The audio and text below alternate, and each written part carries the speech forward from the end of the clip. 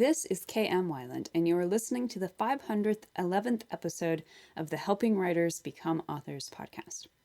This episode of Helping Writers Become Authors is brought to you in partnership with Podtone.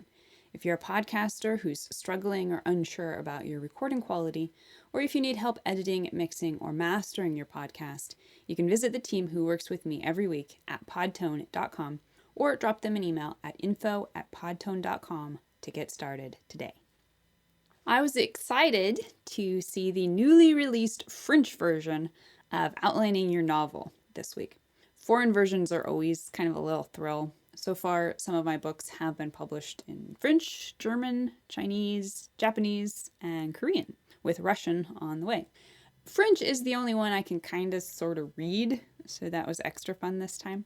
Anyway, if you'd rather read Outlining Your Novel in French or any of the other mentioned languages rather than English, now you can. Anyway, now I hope you enjoyed this week's episode, How to Get Stuff Done as a Writer, or how this INTJ leverages her extroverted thinking. Most days as a writer, I wake up excited to tackle everything on my to-do list. My big plans always include rocking my daily writing session. I'm always like, today is the day I'm going to write 5,000 words in one sitting. Rawr! And then writing time rolls around and I'm still futzing around the house, weeding the garden, finishing my shower, getting my snack ready. So I'm usually about 15 minutes late. And then I sit there and I fiddle with that one button on my keyboard that's always falling off. Or I decide I need to go clip that hangnail on my thumb. Or I pop open a research file to check something and get sucked into reading it for 30 minutes. In short, figuring out how to get stuff done as a writer is sometimes the single hardest part of the job. We all have personal weaknesses that sucker us into wasting time over and over again. As an INTJ in the Myers-Briggs personality typing system, I'm aware that my type is notorious for getting sucked into analysis paralysis. 2 weeks ago, I talked about how writers of any personality type can optimize all 4 of the primary cognitive functions, which are intuition, sensing, thinking, and feeling, to enhance our writing capabilities. In that episode, I quoted a question I'd received long ago on Twitter from Victoria Nelson, who wrote, "I believe that you've mentioned that you're an INTJ, as I am. Do you ever find yourself caught in a perpetual NI, that is introverted intuition phase, the joy of planning and outlining? I can build bigger and bigger plots and fantasy worlds forever. And if so, how do you force yourself out and into an extroverted thinking space?" This might make an interesting article if you think it would be widely interesting enough for others. Otherwise, I'm always trying to balance the two, not so successfully. Some of you expressed interest in a full-blown extroverted thinking post, so here it is. And for those who aren't INTJs, and for those who have no idea or care what that is, don't worry, all the tips I'm going to talk about later in the episode can be used by writers of any type to get stuff done. But for those who are INTJs, or otherwise interested, here's the technical intro. C.G. Jung's theory on cognitive functions assigns all people 4 functions, 2 introverted and 2 extroverted. These functions are then stacked in an alternating order. If your top function is introverted, then you are considered an introvert in this system, and vice versa.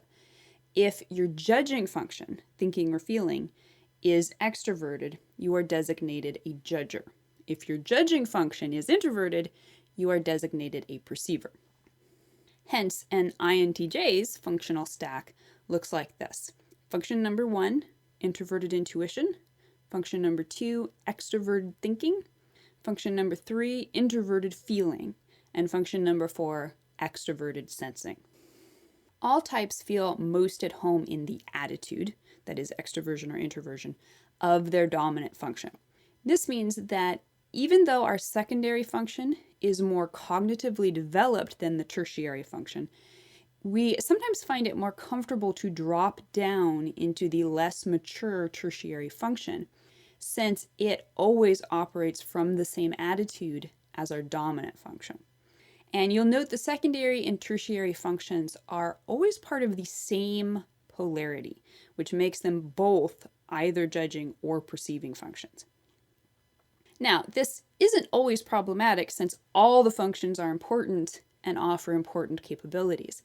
However, when we consistently bypass our secondary function and its opposite attitude, we end up in what is called a loop, endlessly chasing our own tails, stuck in either our introversion or our extroversion, depending on which is dominant.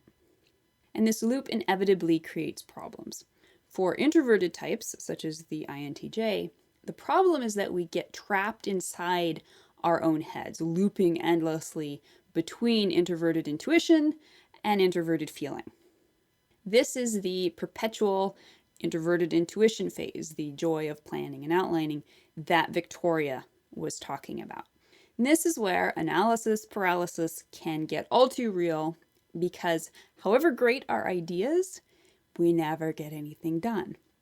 For INTJs, part of the difficulty is that we tend to view life and all its problems as a giant chess game.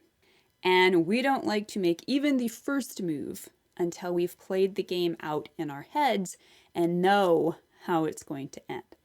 As writers, this can lend itself to powerful planning and outlining skills, which in turn, sometimes, help us avoid major rewrites and revisions.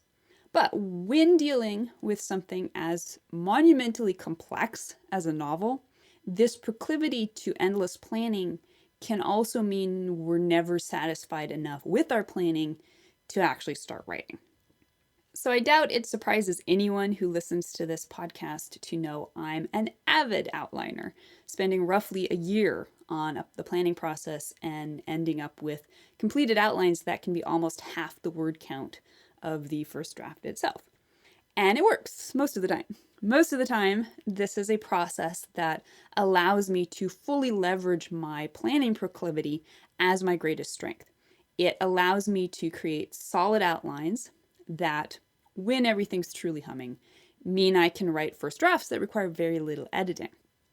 It's also an approach that has saved me from pouring time and energy into stories that were never going to work because I was able to play out the mental chess game all the way through to the end without actually having to put in the time and effort of writing a first draft. However, there are times when the planning gets out of hand. I've been at work on my current outline for over a year now, continually circling some major plot difficulties, trying to plan my way out of them so I can finish my fantasy trilogy. At the moment, I still believe I'm going to find the solution, but I also know I may just be stuck in analysis paralysis and that a writer of a different personality type might have pulled the plug long ago. So now you may be wondering, how do you get out of this loop? And the answer is learning how to consciously strengthen and leverage your secondary function, extroverted thinking in this particular case. Whatever your type, the loop stops the moment you bring your secondary function back online. However, depending on how comfy you've been in your loop and how deep a habitual rut you've created, this can take some doing. Developing your secondary function often requires doing some serious self-work, examining your own resistance. For example, INTJs often have a lot of resistance to moving out of the planning phase, even when they really do want to finish the book. And then even acting in certain ways that may feel uncomfortable or scary. For example, introverts often find it scary to extrovert enough to put a book out there in the world, just as extroverts can initially find it uncomfortable to practice deep introspection. But it's worth it. When your secondary function is operating at full strength, your full skill set really comes online. Your work becomes more dimensional. And if you're an INTJ, you get stuff done. So here are some simple strategies that have made a huge difference in my ability to develop my extroverted thinking, use it to balance my need for analysis and planning, and access it to move the needle on my goals. Tip number 1, trust your intuition to know when it's time to move forward. People often ask me, how do you know when to stop outlining and start writing? And the simple answer is when the outline is done. But knowing when that is requires the ability to accurately judge yourself, your motivations, your resistances, and your work. So turn your gift of analysis back onto yourself. Why are you resistant to moving on to the first draft? The reason could legitimately be that there is more work to be done in the outline. But it could also be that outlining is more fun, so you'd just rather stay right there.